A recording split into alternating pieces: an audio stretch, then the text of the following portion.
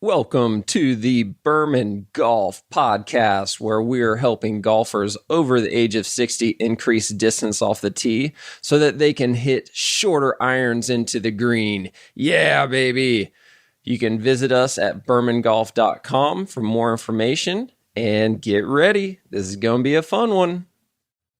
And we're rolling, baby, the Long Balls Golf Podcast. This is your host, Dr. Jake Berman, the founder and creator of the Berman Method, where we're helping aging golfers hit it farther off the tee, shoot more consistently by improving your ball striking, and giving you the ability to play more frequently so that you're not plagued by aches and pains and get through 18 and maybe play 27 or maybe play back-to-back 18s or not avoid going on the golf trip with the guys this year and playing back-to-back days somewhere fun and cool. Maybe in Scotland with me next year. We're going to be putting together a trip for Scotland next summer. So if you want more information on that or you're interested in signing up for it, let me know. distance@bermangolf.com. Today, I want to bring up some things that I learned from Justin Thomas and, weirdly enough, Tom Brady. So I was listening to an interview that Justin Thomas did on a podcast, actually, the week before this last PGA championship. And he was just getting interviewed about leadership. The interviewee is a leadership guy that he interviews anybody that it has any type of leadership roles. And when I saw Justin Thomas's name show up on the next guest on the show, I was really intrigued. I'm like, wow, this is going to be fun.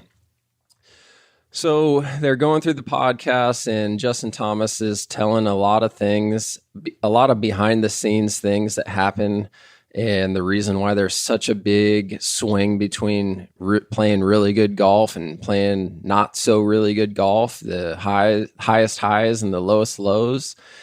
And it got me thinking right out of the gate that if you really think that you should be comparing yourself to the people that you see on TV, you have lost your freaking mind. If you're listening to this podcast and you think you should be comparing yourself to the people that are playing on Sundays, you've lost your freaking mind, because it's not even the same ballpark. It's not even the same world. They're superhuman and we're mere mortals. The amount of time that these people commit to perfecting their game is astronomical. And I promise you that 99.999% of the people that come into my office and bring up somebody that they saw on TV yesterday, this is a Monday, so they're talking about somebody they saw on a Sunday. They're like, well, I was watching Rory's swing, I was watching Tiger's swing, or Phil's swing, or Justin Thomas's swing. And I'm like, remind me, how many hours do you practice a week? And they're like, well, I guess 3. I'm like, how many hours do they practice a week? And then you go, I don't know, a lot. A minimum of 40. A minimum of 40 hours a week is in some way, shape, or form preparing for the tournament coming up. So that when we try to compare ourselves to somebody that's training 40 hours a week when we're training 2 to 3 hours a week at best, it's just asinine. It's just completely crazy is what it is. But in this interview, Justin Thomas brought up something really, really cool that's very, very relevant to the Berman Method.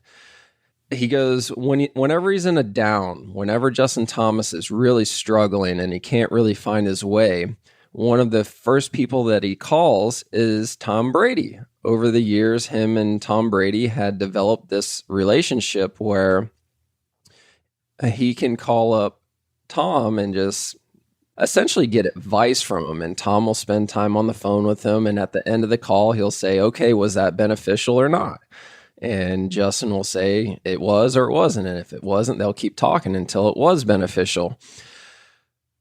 However, every single conversation ultimately ends up with these 3 things with Tom. He goes, whenever your game is struggling, whenever you're in a rut, whenever you can't figure it out, 99% of the time it comes down to these three things. Is it a mental block? Is it a physical block? Is it an emotional block? It can be a combination. However, the thing that you have to know is that one usually contributes to the other. So the most common thing that I hear when people come into my office and try to get or want to get started with the Berman method and say their goal is to hit it 15 more yards carry off the tee, or I just want to be able to get better ball contact and get through the ball better. I'm not striking the ball better. Or just not being able to finish a round of 18 without getting tired or fatigued or the back giving out on them. A lot of times they contribute it to this mental block where, man, I just can't get through the ball. Man, I just can't physically get my core and glutes firing enough so that I can get extra power to put into the ball so that I can get those extra 15 yards carry off the tee. And what Tom said is, a lot of times it will be due to something else, meaning that if you've got a physical restriction, that will negatively affect your mental ability to perform the task. So you're sitting here thinking that you've got this mental block, you can't get through the ball, you've got a case of the yips. Oh, shoot, I shouldn't have said that on air. Oh, man, I just said it. Hopefully you didn't hear it. I hope you don't have that, right? So you got this mental block. A lot of times it's because there's something physically going on. So specifically for my demographic, specifically for golfers over the age of 60 or anybody that would consider themselves an aging golfer, it's rare for you to not have at least one area of your body that you're just at least aware of. You might not call it pain, but it's just a part of your body that you're just more aware of it today than you were back in your 20s, 30s, 40s, 50s. The amount that awareness can contribute to your mental ability to complete this task that we call the golf swing is astronomical. Here's a really simple example. Over this past season, I worked with two of my long-term clients in the PT world. We finally started working together in the golf world, and both of them have a history of some type of foot and or ankle pathology. One of them had a Achilles repair, another one had a posterior tibialis tendon transfer, and we're just going to call it a foot and ankle pathology, a foot and ankle problem. Now, neither one of these guys were attributing this particular area of their body to the reason why they weren't able to accomplish the task that they wanted to accomplish. One of them specifically was ball striking. He just could not strike the ball. It's just like, man, 2 years ago, I was really striking the ball, getting a ton more distance with every single one of my clubs, way more consistency, and I just can't strike it the same anymore. And the other one was more of a distance thing where, the consistency was fine, but the distance was kind of falling off a little bit, not massively, but just a little bit. The thing that we had to focus on ended up being the foot and ankle. So we did a ton of core and glute work and posture work in the initial phases of the program, and we were starting to get some progress, but it wasn't until they finally allowed me to focus on really working on the foot and ankle and all the intrinsic muscles of the foot. There's 16 muscles in the arch of your foot alone. You got to work those bad boys out because that's what's going to give you the ability to connect to the ground. It wasn't until we started spending significant time working on waking up the muscles in the foot and ankle and getting them to actually be utilized functionally did they finally start seeing dramatic improvements in their game. So come back full circle. Both of these guys thought they had this mental block. Neither one of them said they had a physical restriction. Neither one of them said, I'm not physically able to do what I'm trying to do, because both of them were very good golfers. They just had this mental block saying, man, I just need to work on this technique. I don't know why I can't get through the ball. You just got to help me get through the ball. And it wasn't until we worked on the physical component, it really took care of the mental component. And the same thing can be true for emotional. I mean, if you got something going on at home, you're going through a divorce, or you just lost a loved one, there's no way that doesn't affect you in some way, shape, or form in the physical component or the mental component. So the most important thing that you have to remember about all this is that all three of them play in, what's the right way to say this? Harmony. They're all synchronized. They all work together. None of them are independent. You've got your physical ability, you've got your mental ability, and then you've got your emotional ability. You have to be running on all cylinders on all three of those if you want the maximum opportunity or the best opportunity to get the maximum output. If any one of those is off, it is most likely going to bleed into one or two of the other ones. So I wanted this to be a short episode because I want you to really think about this.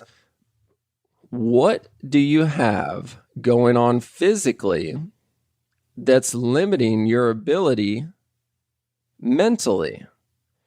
Right now you're thinking, man, if I could just compress the ball a little better, if I could just get through the ball a little better, if I could just increase my shoulder turn a little bit better, if I could just get my glutes and core firing a little bit better, if I could just improve my balance a little bit better, if I could just improve blah, blah, blah, blah, blah a little bit better, my game would get so much better. But what if it's a physical thing that really needs the focus? Are you willing to put in the time? Are you willing to go to the gym and for 30 minutes straight, the only thing you work on is standing on one leg? That's boring as hell. But like I said in an episode ago, maybe it was the last episode or 2 episodes ago, getting better is boring. You've got to work on the basic fundamental things that nobody else is willing to do. It's so easy for people to go to the driving range, grab a bucket of balls, and just bang balls till you're sweating bullets. And you can say, yeah, I went to the driving range today and I banged 50 or 100 balls. Great job. But did you actually get better?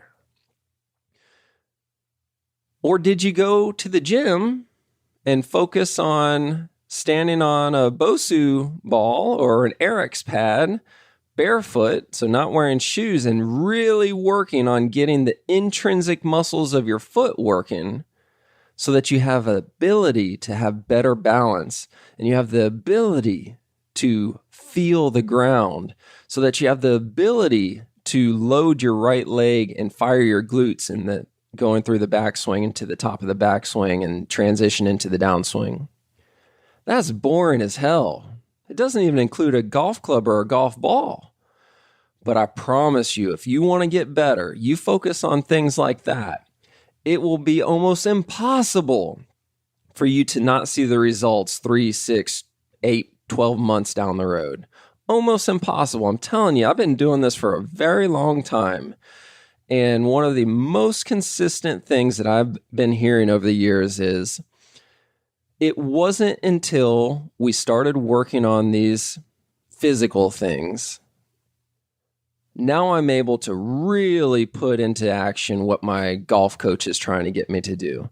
Now I'm really able to put into action this technique that I've been working on for years now. It's because we're focusing on the basic physical, fundamental things that are necessary for the golf swing. We're focusing on not working harder. We're focusing on working smarter. And for most of you listening to this, most of you are successful. You've lived a very successful life. There's a lot of people listening that have started a business from nothing and grew it into some massive thing and sold it for a ton of money, you know what I'm talking about. There's a difference between working harder and not smarter. There becomes a level of success where hard work doesn't cut it anymore. You can only get to a certain level working your ass off, and then you just can't because it's too big. Now you have to start working smarter. That means you have to start hiring the right people so that you can start expanding yourself. You can't do it all by yourself. That's the definition of working smarter, not harder. Same thing is true in the golf swing. Going out and banging 50 or 100 balls on the driving range and hoping to get better is not the way to do it. Just because the pros can do that doesn't mean you should do that. There's a reason why they can do that. It's because they're not just doing that. They're doing 38 more hours a week of other things that gives them the ability to go bang balls for 2 hours because it's actually a return on investment when they do that. So just because the pros do it doesn't mean you should do it. We're mere mortals. They are superhuman. Do not compare yourselves to them. And let's work on the fundamentals. Let's put the time in. This is what I'm going to leave you with is if you don't plan on dying in the next year, you've got time to do this. If you plan on being alive and well in the next year and still playing and enjoying golf, you have time to do this. Let's work on the fundamentals. One of the easiest ways to do it is take the T-Shot Transformation Program. I'm plugging it again. I'll probably be plugging it forever because it freaking works. Everybody that has taken this program so far says, wow, it's so simple, but it's so effective. And it's sent straight to your email. So there's no reason why you can't figure it out. It's just 6 modules sent straight to your email. It's turnkey, super simple, super easy. Follow along. And it helps so much. It makes it so much simpler. Let's stop working harder and start working smarter. Make sure you subscribe to this podcast. Share this with somebody that you know that needs to hear this. And check us out on the socials, especially on YouTube. Check out Berman Golf on YouTube. Subscribe to that page too because we're coming out with tons of videos. And I appreciate you guys listening. Until next time. Thank you very much for tuning in this week. For more information, please go to bermangolf.com. That's B as in boy, ERMAN, bermangolf.com, and check out a ton of stuff that we have there. Or even better, go to our socials, Facebook, Instagram, YouTube. Make sure you subscribe to us on YouTube, like us on Facebook, follow us on Instagram. We're even on TikTok. Check us out everywhere. We've got tons of content going out every week. And please give us a thumbs up. Comment on the videos. Let me know what your questions are. Try to shoot holes in this. I'll do whatever I can to help you out the best that I can. Thank you, guys.